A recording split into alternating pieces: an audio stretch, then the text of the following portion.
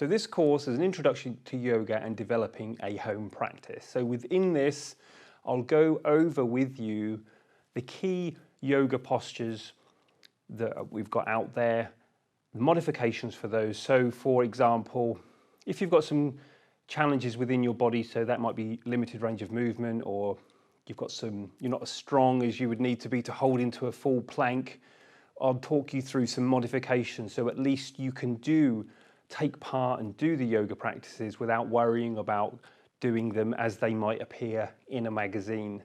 So when we're looking at these different yoga postures, every person's body is very, very different. Not even one side is the same as the other part of the body. So we do our interpretation of the yoga postures and adapt where we need to. It's not all about doing what appears or what we're presented to by some of these glossy magazines, having the perfect downward dog or whatever it might be. So we're following the instructions that I give you, modifying the postures as you need to, and I'll make some suggestions on how we modify them. And then, so we've looked at the yoga postures, you understand a bit more about them, you can do them, you can modify them if you need to, and then what we'll do is look at how we can pull some of these yoga postures together to create a sequence that you can do at your own home.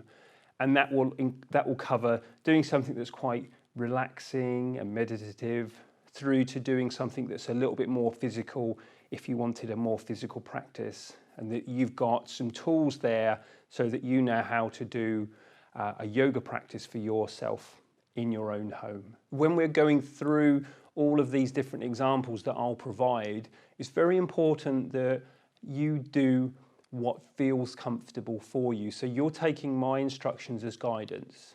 So if I ask you to do something and it doesn't feel quite right, or it's painful, then look at the modification that I give you. And we don't have to be able to do all of the yoga postures that are in this course. Hopefully all of them are accessible. Some of them you might need to modify, and there might be the odd one because of an underlying health condition just isn't right for you, and that's okay. We don't have to do all of them. So it's very important that you'll follow the instructions, take them as guidance. So if it doesn't feel right, you don't need to force it. You can stop at any point if you like, and you can also contact me with any questions.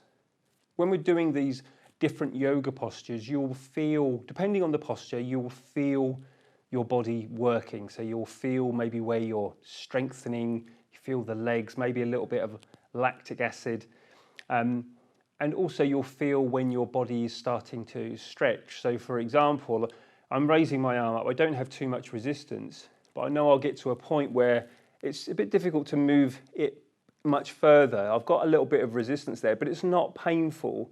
So when we're doing some of the stretch postures, we're looking for that point of resistance and just seeing, can I comfortably, or am I okay moving into that just a little bit more? We don't want to create pain, but we also don't want to do a practice that isn't challenging us anymore. So you listening to the body, noticing, can I come into it a little bit more? What's really helpful, and I'll give lots of information about this, is using the breath to help tell the nervous system that you're okay, we're in a safe place, because it'll be thinking, what's going on? I'm stretching, I can feel different things going on in my body.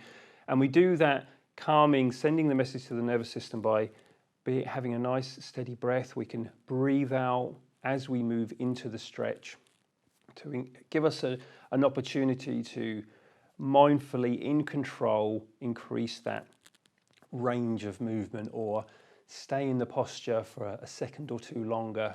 So when we're doing all of these things in yoga, forgetting too much about being totally precise with all the postures, like I mentioned earlier, our bodies are very different and we have to have our interpretation of the posture. But as long as you feel in control with what you're doing and you're doing a movement with your breath, you've got a nice calm breath, that's all okay. So you're doing your interpretation of the posture, you're following my instructions as guidance, and you're calm, you're moving with your breath, and then we're all going to be good, and you're going to have a good time on this course.